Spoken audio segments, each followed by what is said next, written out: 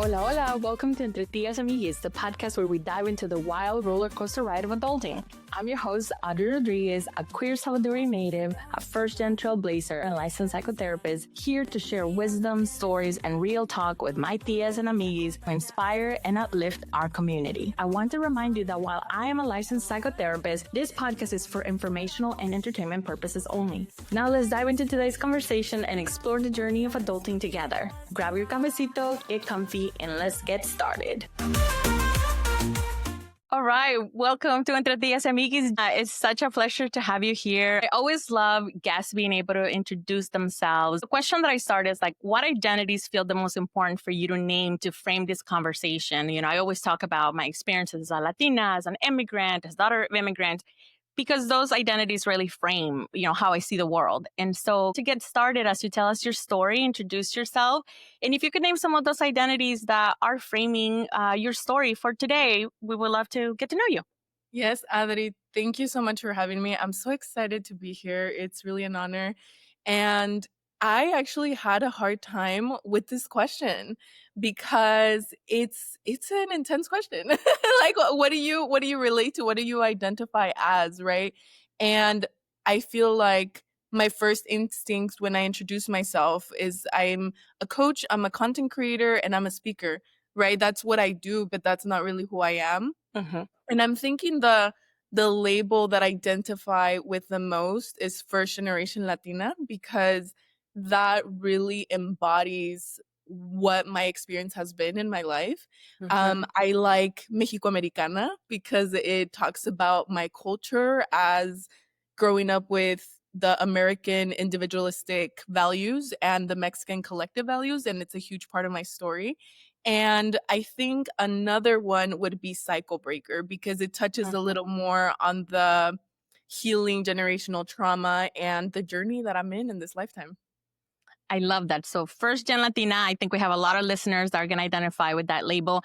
I love how you said Mexicoamericana because you said it like intentionally, like Mexican American. And so it's like, for me, when I heard you say that, it's like, it reads into, like de aquí y de allá, like the both of the cultures, right? That process that we go through.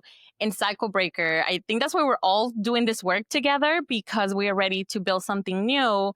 And what I had shared earlier, that when I asked you what your name for your title for the episode would be, right? If you could pick you said you're not lost, you're just becoming someone you haven't met yet. And like that resonated so much, right? And so I want to ask you to walk us through kind of like the origin story, right? Who is the person that you have just recently met? Because there's also like no finish line, right? You're going to keep knowing yourself through the seasons of life. But could you walk us through that kind of like origin story, the early version of Gina, who was checking all the boxes, who was being like the good daughter, doing all the things, and just kind of pick a place to begin. We would love to get to know you. Adri, we are so aligned. I feel you understand me. And I haven't even said anything. But I sincerely think I didn't have an identity that was very strongly formed before my early 20s.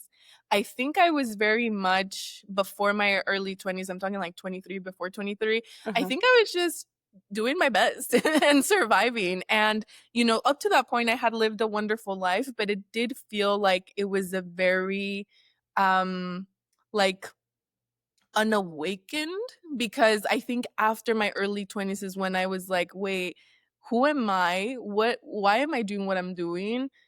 What does this mean now that, I've gotten my education, I've gotten my dreams already, which were to do a TED Talk at 22 years old and get a master's degree in systems engineering and get the prestigious internship that an engineer would get and a prestigious job, and traveling as well. Like I traveled, I think at that point, like 17 countries. So coming from low income, I'm talking like going from my mom earning $12,000 a year below, right at the poverty line, and then experiencing that up until 23, and then slowing down for a second and being like, wait. And I didn't understand the dimension of what I had done at that age. And I think that was around the time that I started being passionate about advocating not only for women in STEM at the time, but also first gen, and what that meant for a generation, and what that meant for my lineage and Yeah. my generations to come. So Gina early on, I feel like she was great. You know, she was um very lively, very fun, very extroverted. I've always been that. That's been part of my essence. And I think from my 20s, it has been a journey now that I'm getting ready to close in my 20s to really reclaim fully who I want to be in this lifetime and doing so intentionally. Oh my goodness. I think that we all probably will resonate with this like idea of like the version of us. We appreciate her. We see her. We're like, dang, like you did all of that. And there is a little bit of autopilot that goes into, I think many of us are journeyed at the Mhm. beginning because we don't know what we're doing. We most of the time when we're first gen, we don't have those role models, right? Of like, this is what my life is gonna look like in the future. And it takes a awakening of sorts to kind of look around and slow down and say, now qué? ¿Qué hago? Ya cumplí todo, ya llegué todo, y llegué tan rápido, llegué tan temprano, y nadie me dijo qué pasa después. Like, right? Like nobody said, then this is what comes. And then enters choice. And I think that's really hard for many of us that have been just like in the grind of the autopilot that we have made choices, but even those choices have been within a certain lane, right? A certain degree of understanding of ourselves. And so as we get to know ourselves, that choice expands. And for many of us, that could be like a really like, what do I do now kind of moment? It's such an unknown, Such an unknown. overwhelming. I remember like all those seasons. And even for me, like sometimes I forget that like I'm 41, that I'm like this señora that like now I have like this wisdom and that I like have been through that like 7 times now. And that this version of me is like the seventh time or eighth time being like, wait, what do I want to do now? I guess I start a podcast when I'm 40, right? Like, and so there's like so much of discovering. And so when you name your title of this, like this feeling of being lost, because I hear it a lot from people, how do we give ourselves the permission to become without all those pressures, right? Yeah, and it comes with accepting that that is how life just goes. And there is, for me at least, I've accepted it to like a 75%, and then I forget. Uh-huh. And I'm like, wait, what's happening right now? Even from my first year to my second year of entrepreneurship, it feels like two different people, like Mhm. just going through that experience of generating income for my own and creating a platform and something that I love for my own. And, you know, with my coaching practice now, that is also a new identity. And so I think that's just kind of how it keeps going. It does. That really is what it is. Like you're going to experience this many times over. And so, how beautiful to be able to stop though and recognize it. Question for you. What would you say with what you know about you today, with the welcoming of these versions of you? What is your superpower like that is keeping you, pushing you through? Like, what is the motivation to change path and to be more intentional about where you're going versus being in the autopilot? Yeah, I think it came with finding my own truth about life. In that process of awakening to the identity of who I wanted to be, also came my journey of faith and what I believe in. Mm. And so to me, I believe we are all connected and that we have like a greater power, right?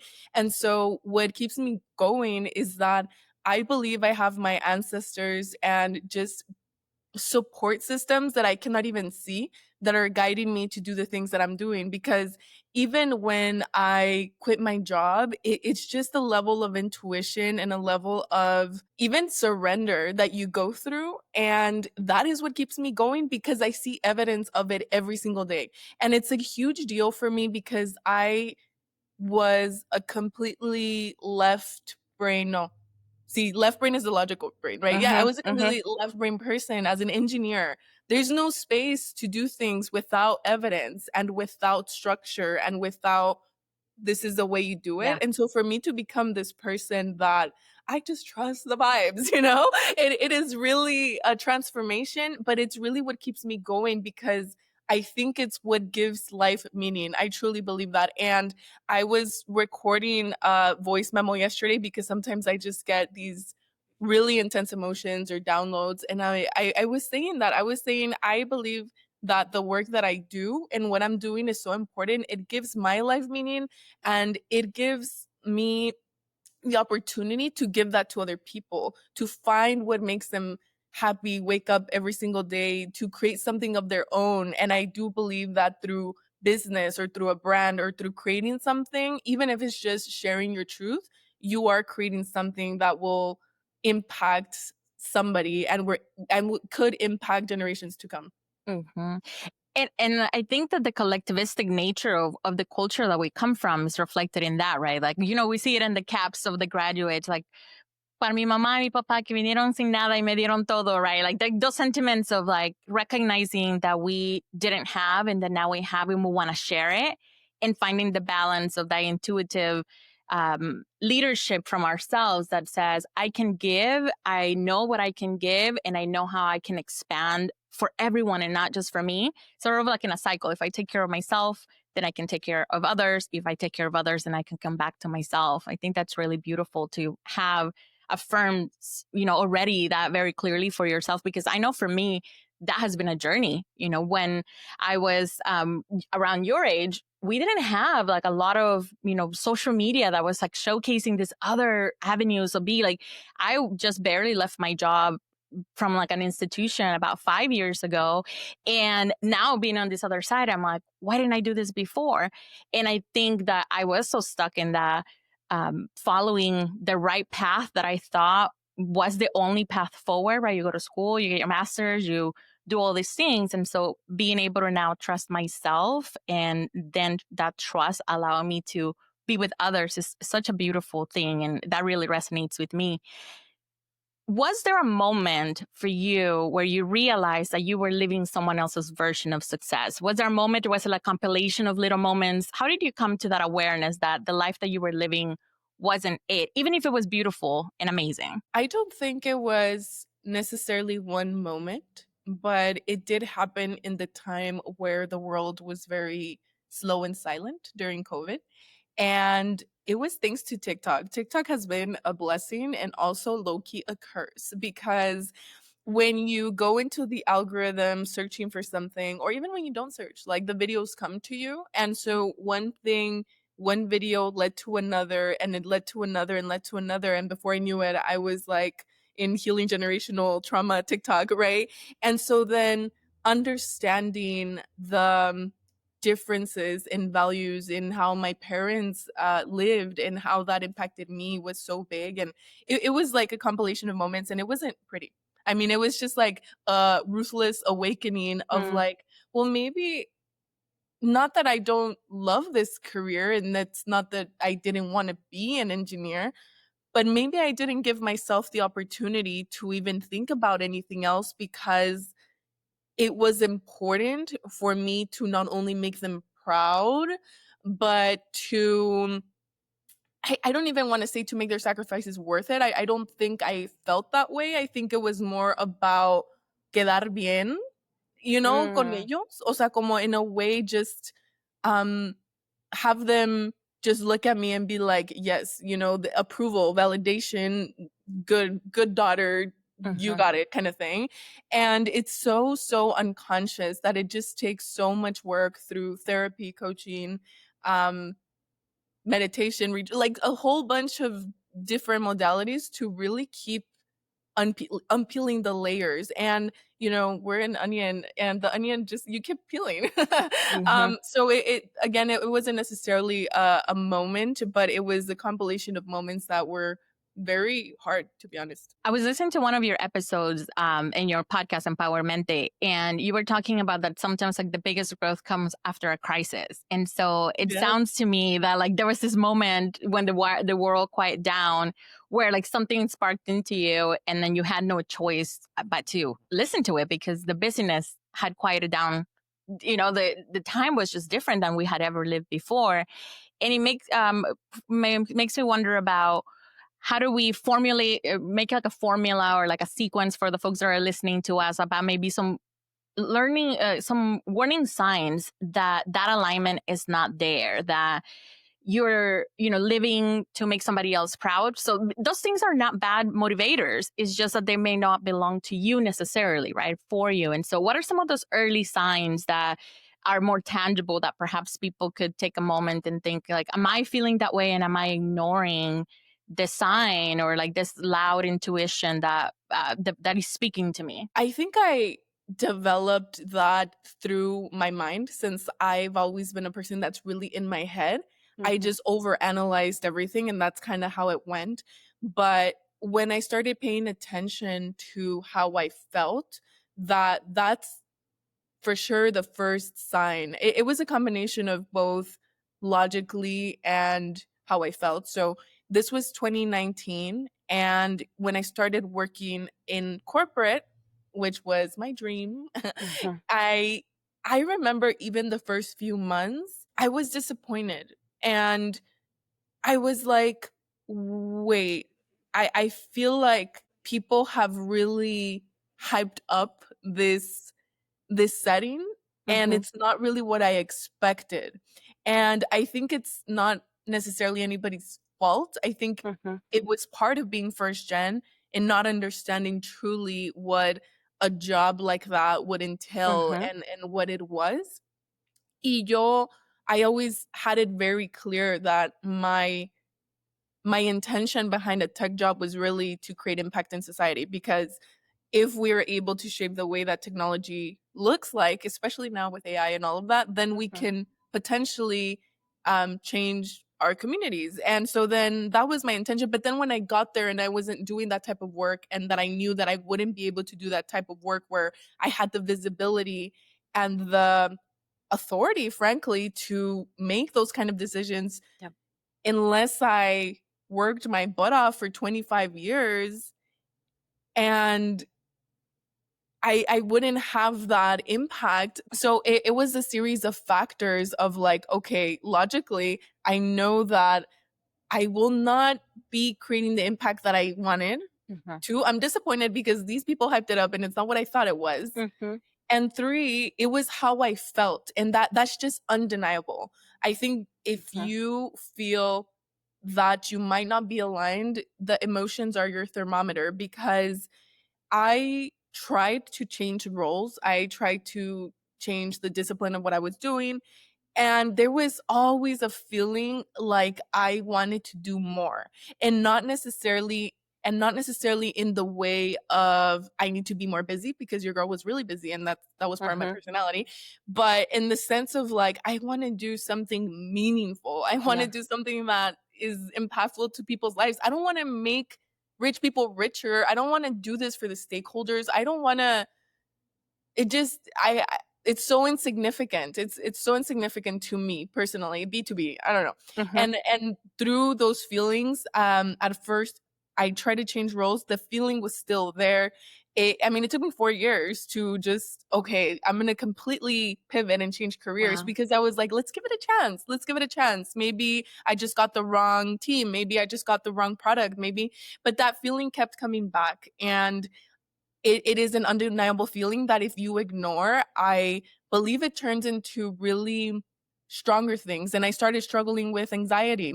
Mm-hmm. I started struggling with depression. I really, really lost that spark in me. And I lost my pues mi ilusión, my excitement, Mm-hmm. my looking forward to something. Like I use travel as an escape mechanism. I do love travel. It's one of my loves, but I did use it. I mean, I traveled 3 times a month and I spent months at a time in other places just Mm-hmm. to make up for that feeling. And going back to the question, it really is about connecting with yourself Mm-hmm. and sometimes being brutally honest as to like, how do I really feel? Yeah. Do I feel happy? Do I feel excited about what I'm doing? And again, not everybody's going to feel this way. Everybody has different experiences. Maybe you just see it as like, oh, it's my job and I get to enjoy my life outside of it. It's a provider. I don't see it any other way, and that's fine. But at that stage in my life, I wasn't that type of person. I'm not that type of person now. Mm-hmm. It's not just something that I can ignore. Mm-hmm.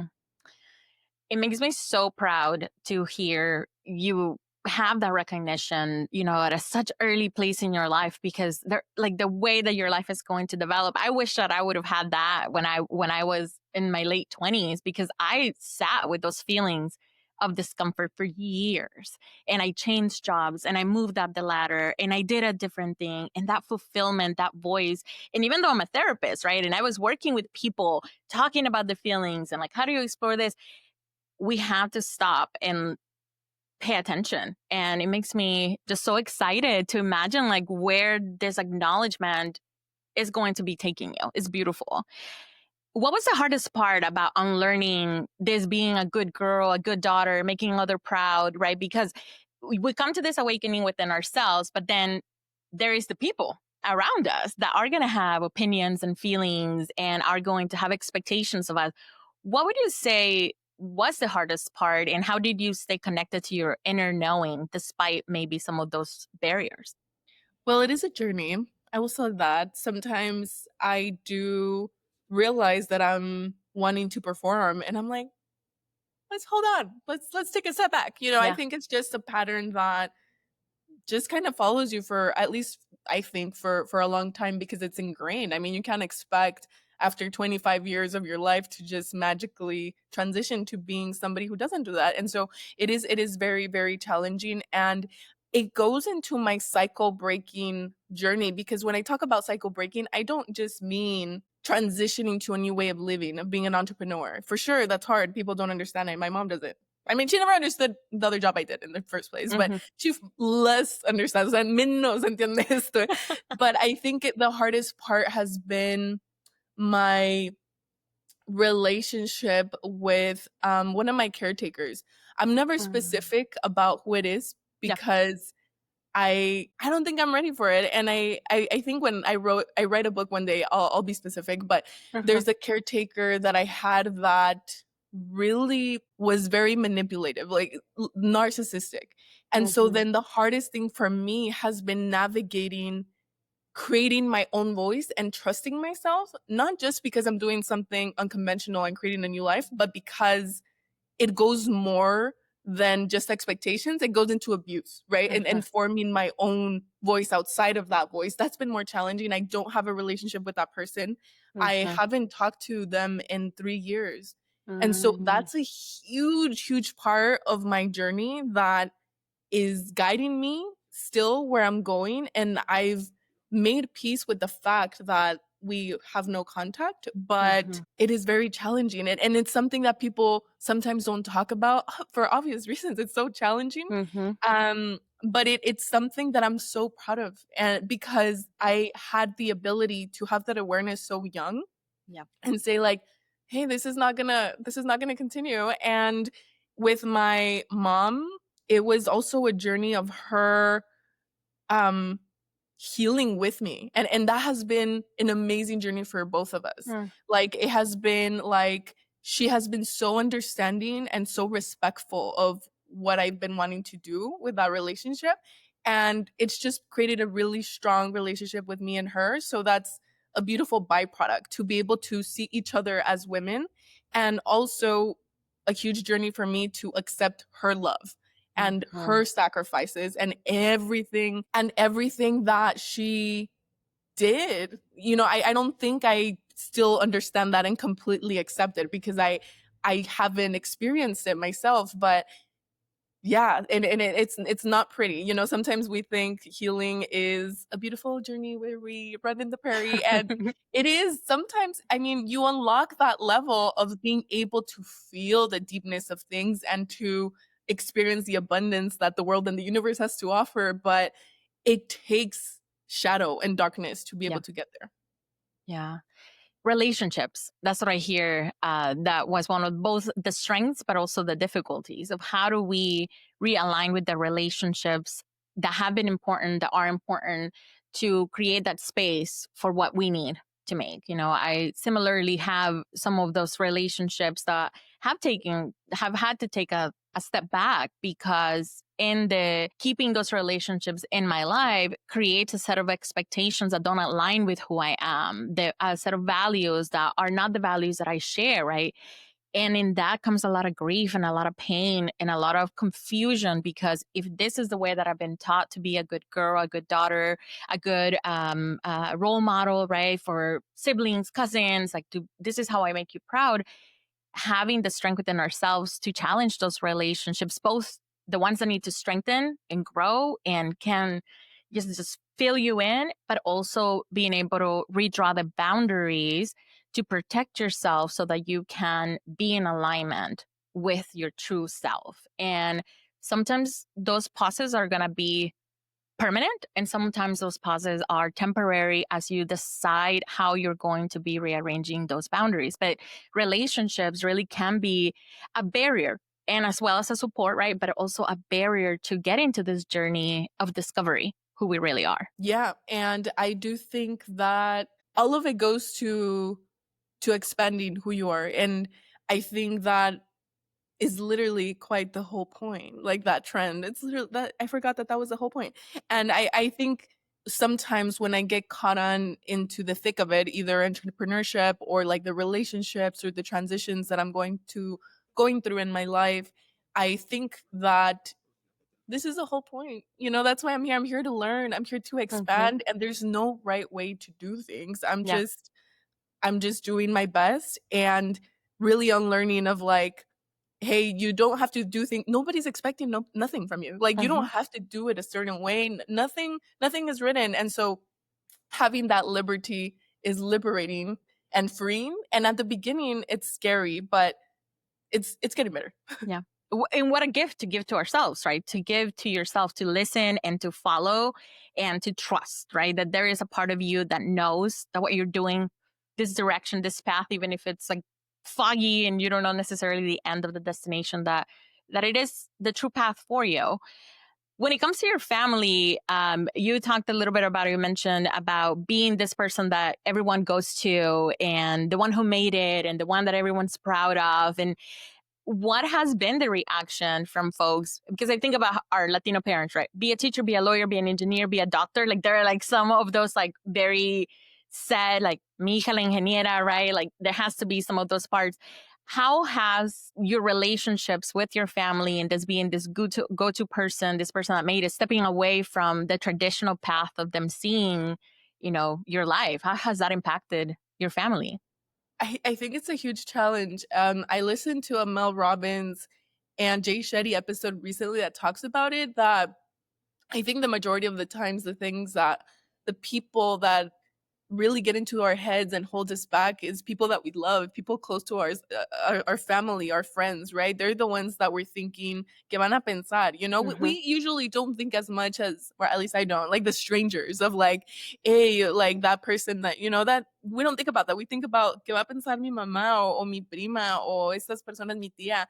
And it has been interesting. I think I developed a relationship with, at least first, let's talk about my mom, where she deeply trusted me as an adult and Mm-hmm. as an independent of her. And it was just like, I don't really agree with you and I don't like this, but you have to do what makes you happy. And it was just like, okay. And maybe she was feeling some type of way that she didn't express to me, but at least, in that way she expressed her Mm-hmm. support. And she loves to, she's seen me in action. Like she's been to my speaking engagements. I took her to a New Mexico one last year, and I mean, she's so happy and she's super supportive. She always thought and envisioned me as a person in the media. So not necessarily the same thing, but it's similar in that, in that way, the showmanship part of it. And Mm-hmm. so my mom has been super supportive. Everyone else, I think of my like not so immediate family, and I think that I'm so far removed from what they have done or experienced or like their immediate circles, that it's kind of like, oh, I mean, something different. Like I don't get it, like, and I think um the only difference I think is the prestige part. The way that I perceive it, it's like um saying that I worked at Microsoft, like, a company like that really immediately brings prestige and respect. And I think that's something that they could see. But Mhm. moving on to something different, I think they don't get it. At least they don't really share anything more. And I sometimes do crave that understanding from people that I love. I'm like, me quisiera que entendieras como Mhm. what this means to me and what I'm doing, and the level of dimension that it means for me to speak at Harvard, for example, and to give a talk about mental health for high achieving Latinas. But they don't, and I think it's something that I've kind of learned to accept. And when it comes to close friends, I think they're proud of me. I think it's cool, and I do think it's very lonely, especially as I've transitioned to the type of entrepreneur that I am. It's really about finding your people. Mhm. And yesterday I went to lunch with a person who is also an entrepreneur, and it was so cool because it's like I don't need to explain myself. I don't need Mhm. to say much. They're just like, I get it, and it's such a nice feeling, but it's something that I haven't necessarily found my close community yet. Mhm. Mhm. And I can't help to think about what a journey this last 4 years have been for you. Like, do you just, there's exciting and also exhausting. And so just like thinking about how being in the middle of this like discovery and taking the steps, like you must be a little bit tired. How are you taking care of yourself in terms of if you hit burnout before or to prevent the burnout, what are the practices that you do nowadays to bring in that embodiment, right? That the health is not only the business health or like are we doing well financially, but also like the full holistic taking care of yourself. I think I forgot about that last year. Up until October, I was like, wait, I think I'm not really taking care of myself. Let's Mm, chillax. And one of my long-term goals as an entrepreneur was for the freedom. I mean, I think freedom is number one. My number one value is mhm, like, do I have the liberty of time? Do I have the liberty of money to do whatever I want when I want? And I actually did have that when I was in corporate. And up until I didn't, that's when I was like, okay, this isn't worth it anymore. After experiencing that my first year and being exhausted and completely dysregulating my hormones, because I am diagnosed with PCOS, but through just my nutrition and my mhm, lifestyle and through supplements, I've been able to regulate my menstrual cycle. And so when I noticed that my cycle was so wacky again, I was stressed, I was breaking out, I was not feeling good. I was like, Gina, you did not do entrepreneurship so that you could, you know, do this again and yeah. fall into the same pattern. Mhm, And so I think I've been a lot more intentional about creating a business model that honors that and respects myself and mhm, my body and my boundaries. It's not easy. I'm still mhm, figuring it out. It's like, how do you even create the financial abundance that matches the level of effort that you want? And I'm almost there. I once I figure it out, I'll do a blueprint and everybody's gonna find out about it. But it is challenging. But I do also work in seasons. So in human design, I'm a manifesting generator. And I was thinking about it. I actually love to work. I love to mhm. do things. I love to be involved. And I also love to rest. I love doing nothing. I love chilling. I love just sitting and being a couch potato and just scroll. O sea, me encanta no hacer nada también and not having that pressure. Yeah. So I do think I work in seasons. Manifesting generators generally are called the time benders because they have very condensed experiences in a short amount of time. And I could see that as a pattern in my life. Like I feel like I've lived in 1 year, I live like 7 years, Mhm, and then there's times where like it just slows down and I don't do anything. And I think I love that about being an entrepreneur, that I have that autonomy and power to be like, you know what, I don't want to accept that. And right now I'm not gonna launch anything new and I'm not gonna continue. I love that. It is challenging. I'm finding the balance and I'm yeah. learning how to make this sustainable long Mhm, term. But I do feel like the signs again are in the emotions. It's always back to connecting como me siento, mhm, and I have my own spiritual practices that help me, like meditation, journaling, mhm. checking in with myself. And if I realize, after maybe like 2 weeks that I haven't done any of those things, I'm like, okay, let's slow down and let's see what is up. It's just like an invitation to recalibrate. Yeah. Last year, a friend of mine introduced me, what's the last year, 2023, introduced me to the term multi-potentialite, right? Because I'm a busy bee. I do a bunch of things. I love doing them all. I have all these secret like hobbies, things that I do that people are like, wait, what? Another one? And another one?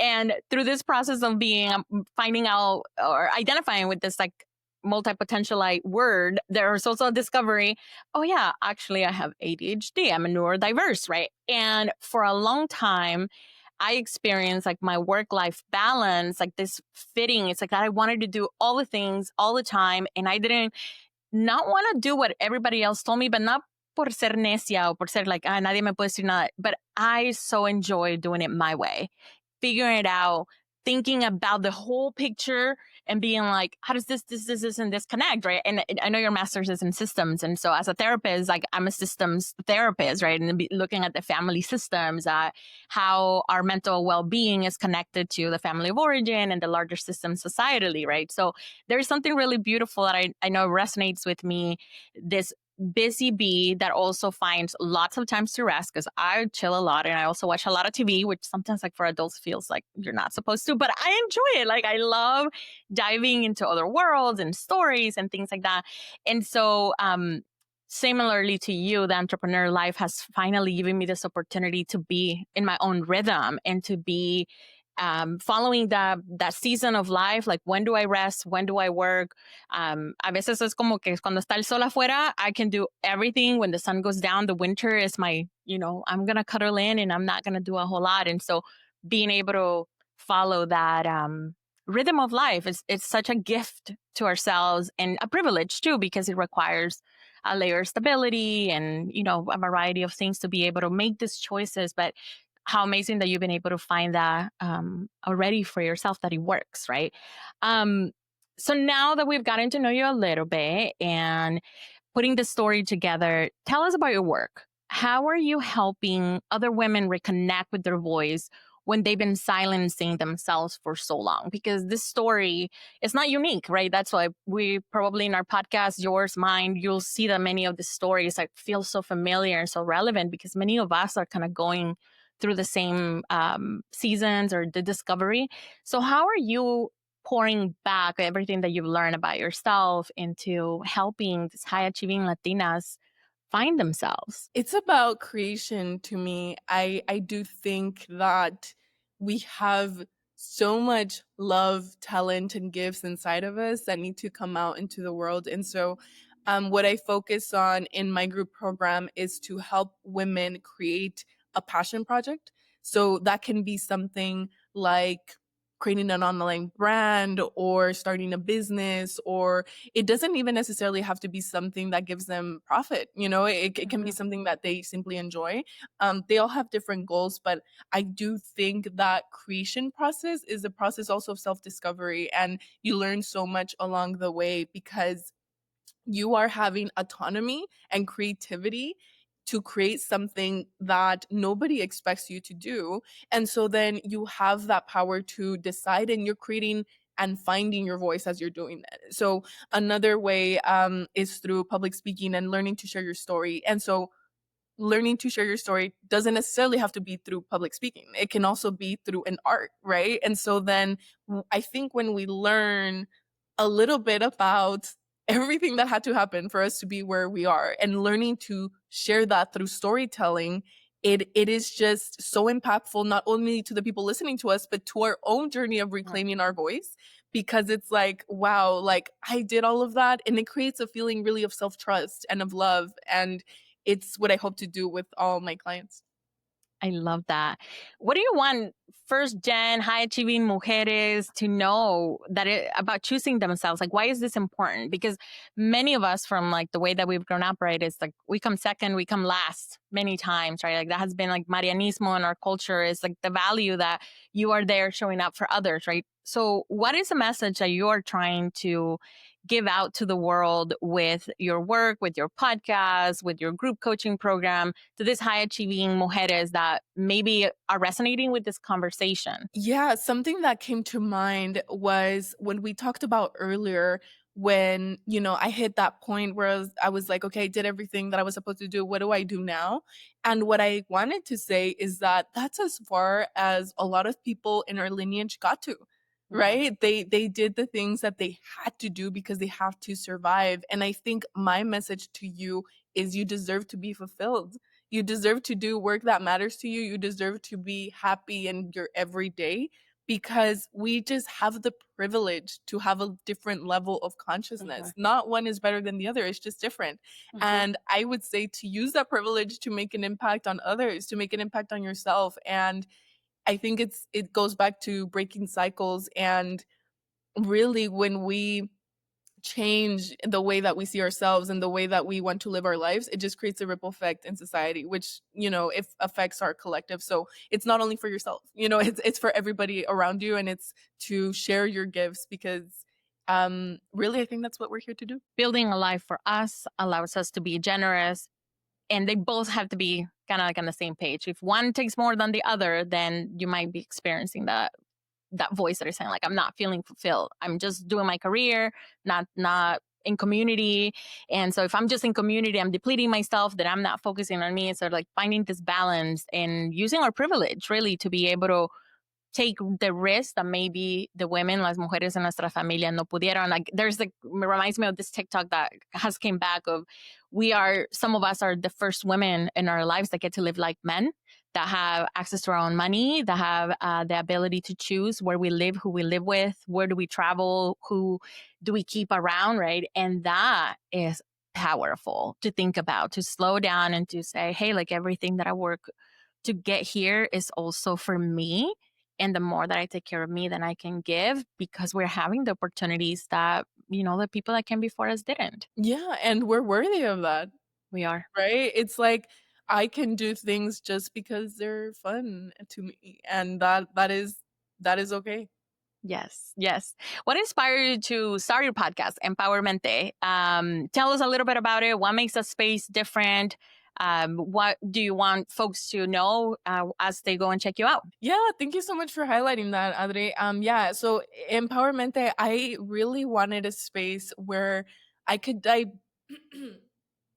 I could dive deeper in certain topics because I've been a short form creator for 5 years now, Mm. and I do think with short videos, people get short glimpses of who you are and your life and your message and how you can help them here and there. Like I don't think it's as easy to digest the full picture. And so I just wanted a space where I could dive deeper and make people feel seen, heard, and validated in a way that maybe they don't experience through short form content. And so that really is the idea of Empowerment, to explore that from the lens of a first generation Latina, just being open with you as to like my experiences. And yeah, thank you for highlighting that. I'm a long form. I live in long form. Like no conversation with me ever is short form. And so I similarly to start my podcast was just like, there's not enough words to fit in this one Instagram post to say all the things that I'm going to say. So can I just like point it and then come listen to it on the podcast where I can go for an hour with somebody really awesome to have this whole conversation. So I get that. What themes are coming up? What is the focus that you have right now that you're addressing for the women that you're working with? It's a lot of inner work because as high achieving Latinas, I think we focus a lot on strategy and again, trying to find that roadmap that no one's going to give you. The inner work is really where you find that roadmap. And so I think I've really tried to talk about themes of how inner work is really the work. That's what's going to give you the abundance and the fulfillment and the things that you're looking for. And I've also explored a lot this season about how sharing your voice is so important as we enter or we're in the thick of a very chaotic political climate Yes. and very weird times with very weird administration. I think it's so important to be vocal about the things that we believe in, be vocal about our stories. And so I've touched on that theme as well. And now I'm stepping into talking about like more strategy as well as to how to create a brand, how I created my brand on TikTok and how I've transitioned to being an entrepreneur out of it. So it's a little bit of mindset, strategy, inner work, motivation, pep talks. Really, it's my jam. I have always loved personal development, and so it's such a dream to just yap on it for 30 minutes on a podcast. Yes, I love that. So now we're getting to the end of our conversation, and the name of the podcast, Entre Tías y Amiguis, right? For me, is to name that the Amiguis, we're in the trenches. We're like together. It's like, you're going through that, girl, too. Like, yeah, girl, like me too, right? And then like the relief was just like, okay, I'm not alone in this. But there's also a part of becoming señora, like the journey of señora. I'm already there, and I also have the identity as a tia, right? I am purposely not a parent. I chose not to have that, but I also want to be a person of impact, and I want to pour into the next generations, right? So what would you want the generations that come after you when they look at this, like their tia Gina back in like 2025 was doing this awesome stuff? Like, it's coming. Listen, when you have little ones looking at you, you're like la tia. It's like such a special thing, and I love being everybody's tia too. What do you hope the generations after that come after and get to see a little bit of this part of your life think about your legacy and the work that you're doing and how it connects to them also in the future? Oh my gosh, these questions are so deep. And it's so interesting because my partner's sister Jose is pregnant, and I've known her for 11 years, and it's so beautiful to see her journey in motherhood, and she will give birth in August, so I will become a tia officially in a few months.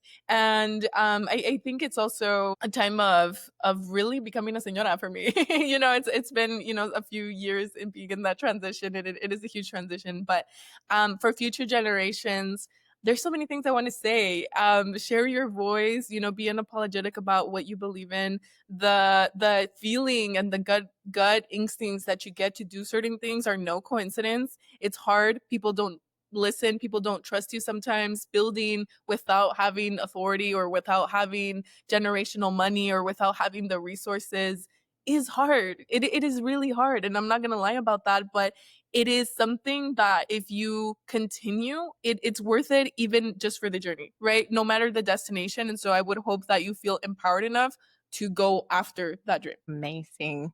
Welcome to the Club of the Tias. It's like one of the best clubs. I really, really love it. I'm so excited. Oh my gosh. Yeah. And for me, it's also been about getting into the energy of family. So I've always been an independent gal. Like it's always been my mom and me. So to step into partnership, yo le rogué a Dios y a todos los santos y al universo, please bring me a man that's a partner to me, that's like a partnership. And then when I got it, I was like, oh, this is different. This is such a transition to me. So it's been beautiful and so fun. It's just been a process of just accepting love. So I'm looking forward to that extension of a new human, a new little soul. I love that. Well, thank you so much for sharing this conversation. We could keep going. And so, just for the sake of bringing us back together, is there anything that you would like to leave our audience with, right? Like our amiguis, the people that are in the same season as you, or now that you're like in your tia señora baby steps into the entryway? Like, yo soy como a middle school, like, señora. Like, I'm not like a full-grown señora yet, but like, it's coming. Anything last that you would like to share with our audience? Just like a little mensajito del corazón de la tía Gina para nosotras. Yeah, thank you for tuning in. Thank you for being here. I hope that you enjoyed it. Please, if this resonated, please let us know, leave a comment or send us a message.